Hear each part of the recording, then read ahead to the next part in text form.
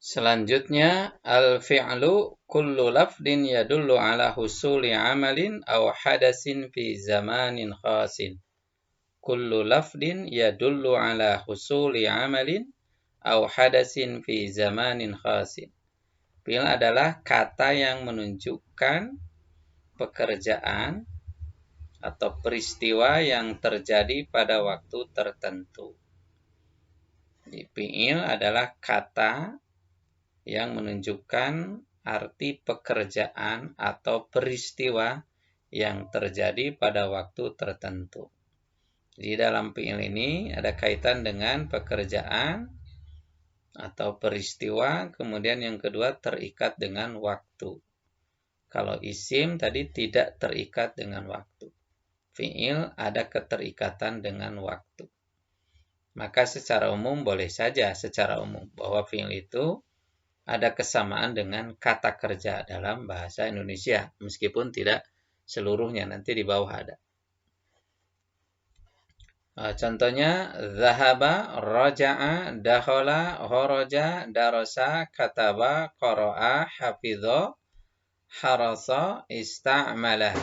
Zahaba, telah pergi, raja'a, telah pulang, dakhala, telah masuk, kharaja, telah keluar, darasa, telah belajar, kataba, telah menulis, qara'a, telah membaca, hafidha, telah menghafal, harasa, telah berkeinginan kuat, ista'mala, telah menggunakan. Nah, ini semua nanti kategorinya fi'lun madhin. Jadi kata kerja yang berarti lampau. Kemudian fi'il mudhari'nya ditandai secara mendasar ditambah dengan ya sebagai modal membedakan antara madi dan mudhari sebagai awal. Tapi nanti ya-nya bisa diganti-ganti dengan yang lain. Ini ya dulu sebab acuan dasarnya pakai ya. Yadhabu, yarji'u, yadkhulu, yahruju, yaktubu, yaqra'u, yahfadhu, yahrisu, yasta'milu. Nah, ini nanti bisa disisipkan arti sedang atau akan. Meskipun dalam prakteknya tidak selalu muncul, tapi untuk sekedar membedakan artinya kalau madi telah, kalau ini sedang atau akan. Jadi misalnya sedang pergi, sedang pulang, sedang masuk, sedang keluar, sedang menulis, sedang membaca, sedang menghafal, sedang punya keinginan kuat, sedang menggunakan. Nah, itu nanti fi'lun mudhari namanya. Kemudian untuk menunjukkan perintah. Untuk menunjukkan perintah ditambah hamzah di awal. Kemudian matikan ujungnya. Idhab, irji, udkhul, ukhruj, uktub, ikra, ihfad, ihris, ista'mil. Idhab, pergilah, irji, pulanglah, udhul, masuklah, ukhruj, keluarlah, uktub, tulislah, ikra, bacalah, ihfad, hafalkanlah, ihris, berkeinginan kuatlah, gunakanlah. Karena ini fi'il ini mengandung arti tuntutan, dalam arti tuntutan mengerjakan, itu namanya fi'lun amr. Ya, fi'lu amrin, fi'il amar. Itu semuanya menunjukkan arti pekerjaan atau peristiwa dan bisa terikat dengan waktu. Karena bisa dibubuhi telah, sedang, atau akan. Nah, kemudian juga ini tambahannya. Termasuk kategori fi'il dalam bahasa Arab, setiap kata yang formulasinya, yang bentuk katanya mengikuti pola fi'il. Nanti di fi'il itu ada istilah wazan. Wazan fi'il. Meskipun artinya sifat atau tidak berarti perbuatan.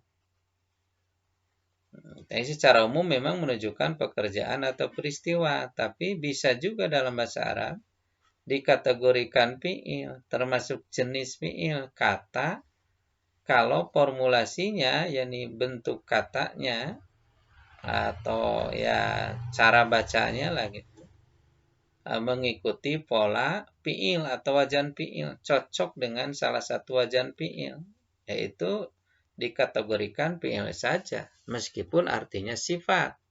atau tidak menunjukkan arti perbuatan. Contohnya hasuna. Hasuna artinya baik kan, bukan pekerjaan, bukan peristiwa. Hasuna, baik. Kamula, sempurna.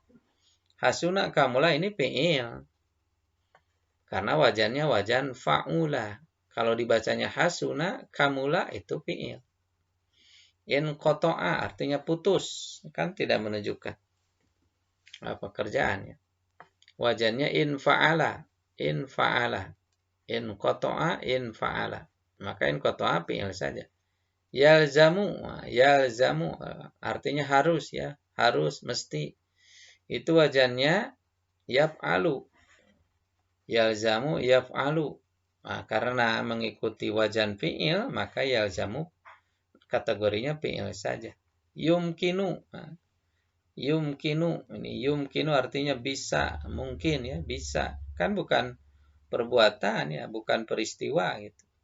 Tapi dalam formulasi katanya mengikuti wajan fi'il yaitu yuf'ilu. Yumkinu yuf'ilu. Maka dikategorikan fi'il saja. Nah itu. Kemudian yang ketiga al-harfu, haraf. Nah, haraf kullu labdin la yadharu ma'nahu illa ma'a ghairihi minal kalimat. Mislu ila, fi, min, li, wa, an, dan lain-lain. Jadi haraf itu adalah kata yang maknanya baru akan jelas ketika disambungkan dengan kata lain. Jadi tidak berdiri sendiri. Memang kata terdiri dari huruf hijaiyah nanti. Punya makna. Hanya saja maknanya harus disambungkan dulu dengan yang lain. Gitu. Kalau diri sendirinya nggak lengkap maknanya. Misalnya min dari, ila ke, fi di dalam, bi dengan, li untuk, wa dan ya, hei, inna sesungguhnya, hal apakah. Nah ini semuanya haraf. Tapi tidak akan dimengerti kecuali kalau disambungkan. Min misalnya gabungkan kan minal baiti dari rumah baru. Minal masjidi dari masjid. Minal madrasati dari sekolah, atau minka darimu. Demikian pula yang lainnya. Ya misalnya. Nggak bisa dimengerti kecuali gabungkan. Ya untuk memanggil. Ya Ahmad. Hei Ahmad. Ya Talib. Wahai siswa. Inna juga begitu. Tidak dimengerti. Malah inama harus dua itunya. Penggabungannya. Innal islama. Nah, sesungguhnya Islam itu. Inama harus dua digabungkannya. Innal islama. Sesungguhnya Islam itu. Kamilun. Hal. Nah, ini juga dalam pertanyaan. Baru akan dimengerti kalau dibuat dalam digabung dengan kalimat lain. Hal anta, apakah kamu? Harus diteruskan. Hal anta talibun, apakah kamu siswa? Jadi harap itu lebih bersifat kata tugas atau partikel ya. Maka kalau tadi isim dan fi'il berdiri sendiri mananya? Berdiri sendiri.